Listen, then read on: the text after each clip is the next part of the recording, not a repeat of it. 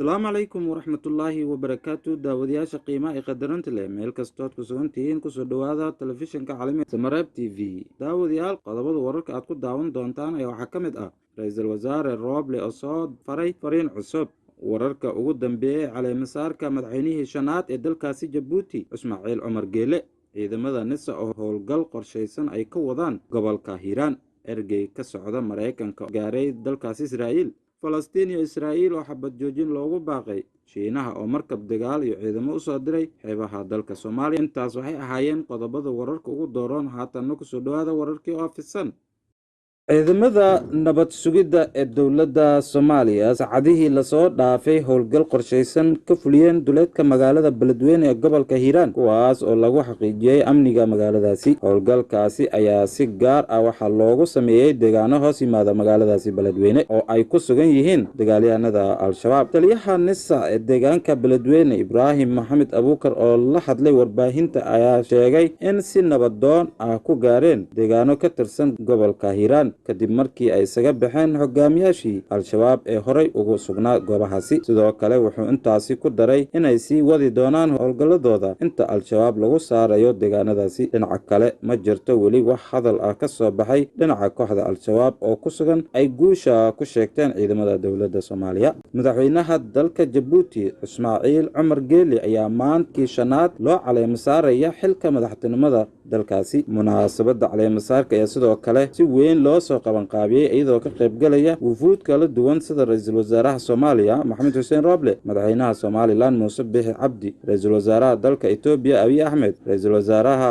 rwanda edward grete madaxweynaha gaana alfa cod madaxweyne ku-xigeenka south sudan iyo xubno sarsare ka socda dalalka uganda kenya bakistan turki etoobiya iyo faransa sidoo kale waxaa la filayaa xubno kale oo ka qaybgalaya xafladda caleemasaarka inay maanta gaaraan gudaha dalkaasi madaxweynaha caleemasaarka haatan jabuuti ismaaciil cumar geele ayaa dhowaan dib loo doortay ayaa helay cod gaaraya 98.41 kadib doorashadii ka dhacday jamhuuriyadda dalka jabuuti sidoo kale wuxuu ismaaciil cumar geele qaabili doonaa islamarkaana kulan la yeelan doono madaxda ka qaybgalaysa caleemasaarkiisa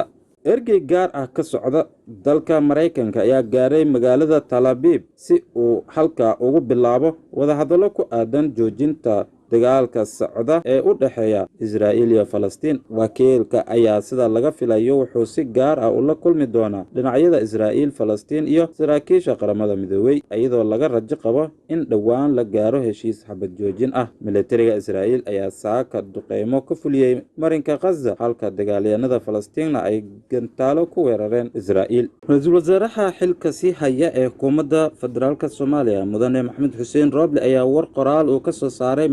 dhalinyarada soomaaliyeed ee ku aadan maanta oo ah 15 bisha May ee 2021 ra-iisul wasaare Rooble ayaa marka hore dhammaan dhalinyarada Soomaaliyeed ugu hambalyeeyay maalinta u gaarka ah ee 15 May isaga oo ku amaanay doorkooda ku aadan qaybaha kala duwan ee nolosha iyo sidoo kale difaaca dalka iyo howlaha kale ee qaranka ay u hayaan xornimada dalka ka hor inta kadib si weyn ayuu u muuqday doorka dhalinyarada Soomaaliyeed ee nolosha qaybaha kala duwan sida basiiba difaaca dalka howlaha qaran iyo muhiimadda u leedahay dalka ayuu qoraalkiisu sii raaciyay ra-iisul wasaare maxamed xuseen rooble sidoo kale wuxuu intaasi ku daray in dhalinyarada Soomaaliyeed ay udub dhaxaad u yihiin horumarka dalka guud ahaan bulshada Soomaaliyeed ugu dambeyntii ra-iisul wasaaraha ayaa wuxuu ku baaqay in dhalinyarada Soomaaliyeed ay sii xoojiyaan doorkooda ku aadan horumarka dalka iyo sidoo kale dib u dhiska dowladnimada Soomaaliyeed dowladda Shiinaha ayaa maanta sabti ah markab nooca dagaalka iyo ciidamo u soo dirtay xeebaha dalka Soomaaliya si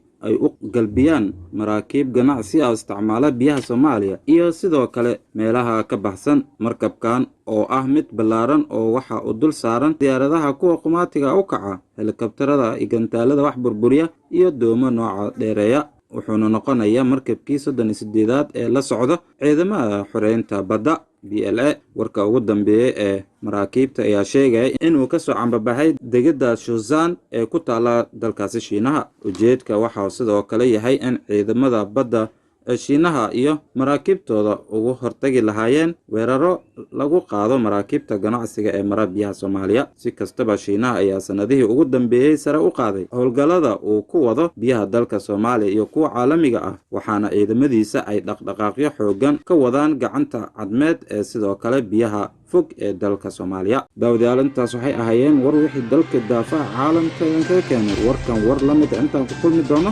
waxaan idinkaga tegaynaa sidaas iyo nabadgelyo. والسلام عليكم ورحمة الله وبركاته.